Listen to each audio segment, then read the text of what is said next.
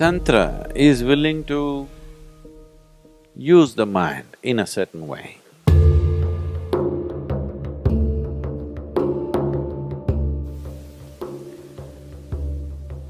Tantric processes need elaborate visualization, elaborate. Very sophisticated levels of visualization to a point where it manifests. To make mental process just like a physical process is what Tantra is trying to do. To make imagination so strong that after some time it is like physical. You actually create a ghost or you create a god, both are possible. Both are possible, any kind of form you want, you can actually create it, manifest it and make it walk. You know, like I was probably at that time, first standard, means I'm 5, 6, 6, 7 I think, second, third standard I must have been. And I have a cousin brother who's a no good fellow. So at that time, in my mind, like if I'm sitting like this, I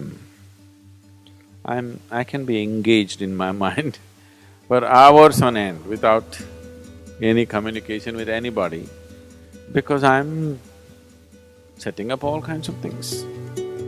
So I loved Mysore Zoo so much, I want to have my own zoo.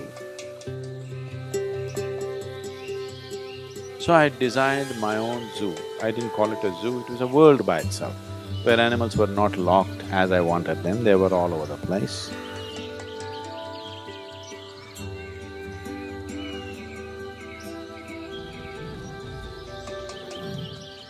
Lots of animals and of course I had a rhinoceros and everything. So this fellow, one day something, he was with me and I told him, you want to see my pet animals? He said, yeah. So I just kind of took him in.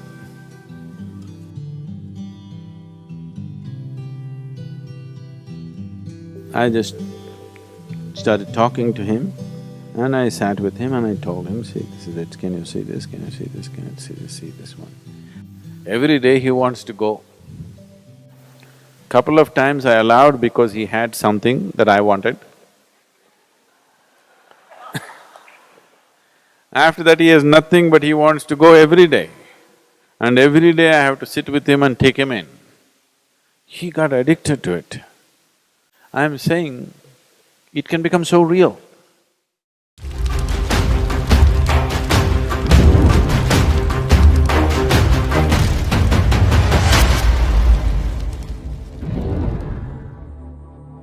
Whatever human beings are doing, use the same things to elevate yourself. This is the way of the Tantra.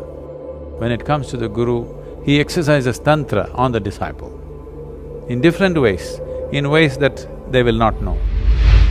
If you get connected like this energy-wise with a powerful deity, capabilities that are enshrined into that deity becomes available to you. Someday you must do that with me, or if you find me unattractive, you can do it with Dhyanalinga.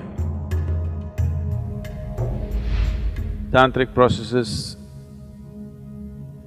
need elaborate visualization. You will see Parvati wanted to have a child. The epithelial cells from your body, the earth for the material, your own energy and your mind, you make a baby out of it and it stands up. Once we initiate people into tantric processes, we cannot leave them alone because technology is an evolving process. With tantric practices or tantric methods, the change is dramatic. Tantra is a series of initiations. more than the practice, it's a series of initiations. When you went into it, how you were, when you came out of it, you're not the same person anymore. The Tibetans, because they came from a culture which was steeped in occult, they were looking for magic, they want things to happen. They added Rakinis and Dakinis and everybody to Buddha. In the tantric principle, everything fits in because there's no principle. The principle is of unity.